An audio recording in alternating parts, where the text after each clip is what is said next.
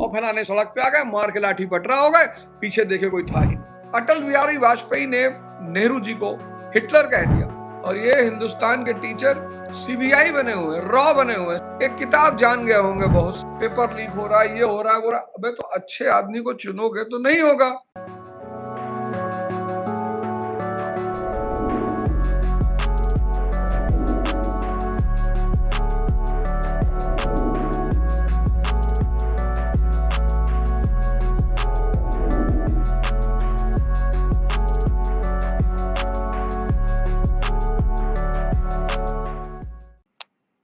कल भी मैंने कहा कि आज तक की जो एंकर है अंजना दीदी, उन्होंने बहुत अच्छा कहा, बहुत अच्छा। अंजना दीदी ने जो बातें कही यूट्यूब टीचर्स के बारे में, मुझे लगता है वो सब सही कहा उन्होंने।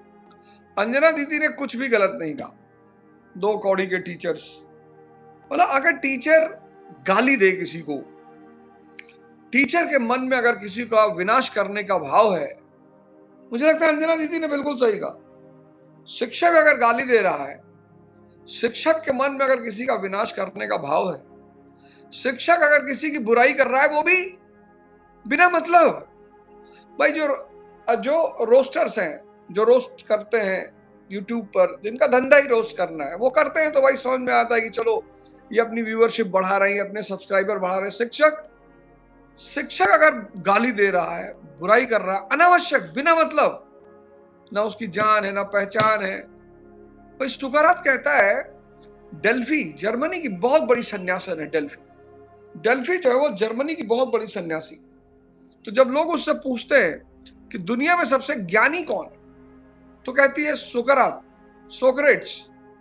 तो लोग जाके सुकरात से कहते हैं कि भाई वो माता जी तो कहती कि आप दुनिया के सबसे बड़े ज्ञानी हैं। वो कहता नहीं, मैं तो कुछ जानता ही नहीं। सुकरात कहता है कि मैं कुछ जानता नहीं, मुझे कोई ज्ञान नहीं। और ये हिंदुस्तान के टीचर एक किताब जान गए होंगे, बहुत से ज्यादा जान गए होंगे, और ये ज्ञान के लिए लड़ाई कर रहे हैं कि हमको सबसे ज्यादा आता है अहम ब्रह्मास्मि। मतलब ये अहम ब्रह्मास्मि बन रहे हैं कि हमसे ज्यादा अच्छा कोई पढ़ा नहीं पाता, हमसे बड़ा कोई टीचर नहीं है। और अब मुझे पता लगता है कि ये जो कोचिंगों के मालिक हैं, अब मुझे एक बड़ी अच्छा एहसास होता है। मैं पहले कोचिंगों के मालिकों को बड़ा बुरा मानता था कि यार ये सब टीचरों का शोषण करते हैं और टीचरों को परेशान करते हैं। अब मुझे लगता है एकदम सही करते हैं। अब मुझे इस पूरे साल में कुछ मेरी बड़ी मान्यताएं बदली। जैसे चुनाव लड़ने के बाद मेरी एक मान्यता बदली कि ना, इस देश के नेता बुरे है ही नहीं, जनता बेहोश है, नेता बुरे नहीं है। पेपर लीक हो रहा है, ये हो रहा है, वो रहा। अबे तो अच्छे आदमी को चुनोगे तो नहीं होगा। भाई सिस्टम किससे बनेगा? सिस्टम के सबसे ऊंचाई पे कौन बैठा है? राजनीतिज्ञ। वही अपराधी है, सामंत है, दलाल है, ठेकेदार है। 1950 में जब भारत में पहली पार्लियामेंट बनी, आप देखिए ना उस पार्लियामेंट में कैसे, आज आप नाम निकाल के सबका देखिएगा, एक से एक पढ़े लिखे शिक्षित लोग, बहुसंख्यक। तब इस देश का विकास हुआ, तब ये देश आगे बढ़ा, तब ये देश का विकास हुआ, तब ये देश आगे बढ़ा। अब 1950 की जो पहली संसद है, उसके संसद सदस्यों को निकाल कर देखिए। अटल बिहारी वाजपेयी ने नेहरू जी को हिटलर कह दिया। उस बात पे वो इस्तीफा देने चले गए कि मुझे नहीं कहना चाहिए था, संसद की गरिमा का उल्लंघन है। नेहरू जी ने उन्हें बुलाया और समझाया, कहा कि आप बहुत भविष्य के बहुत अच्छे नेता हैं और आप एक बार प्रधानमंत्री जरूर बनेंगे। इतना लोगों में नैतिकता थी। नेता चुनने का अधिकार किसको है? इस देश की जनता को।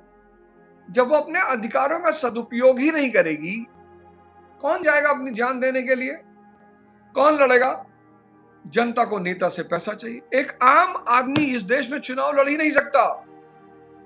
एक आम शिक्षक, एक आम डॉक्टर, एक आम इंजीनियर, एक सिंपल सा वकील, अगर उसके मन में यह तमन्ना है कि मैं चुनाव लड़ जाऊं और फिर मैं विधायिका में पहुंचकर इस देश की जनता के लिए कुछ करूं, वो नहीं लड़ सकता।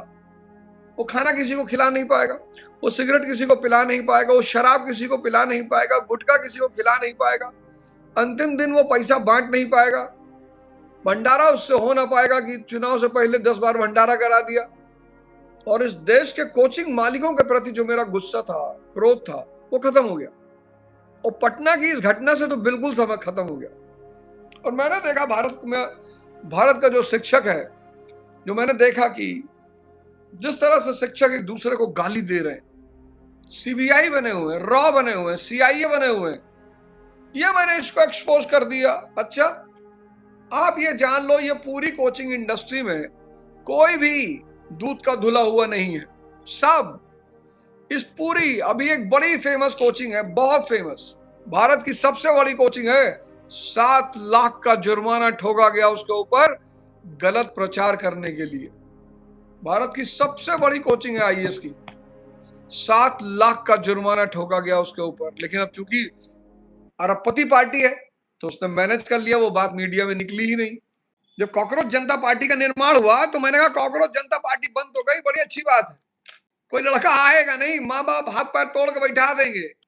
क्योंकि हिंदुस्तान के माँ बाप चाहते हैं कि पड़ोसी का लड़का लड़े, पड़ोसी का लड़का। इसीलिए तो यहाँ क्या नारा लगाते हैं, फलाने तुम संघर्ष करो हम तुम्हारे साथ, और फलाने सड़क पे आ गए, मार के लाठी पटरा हो गए, पीछे देखे कोई था ही नहीं।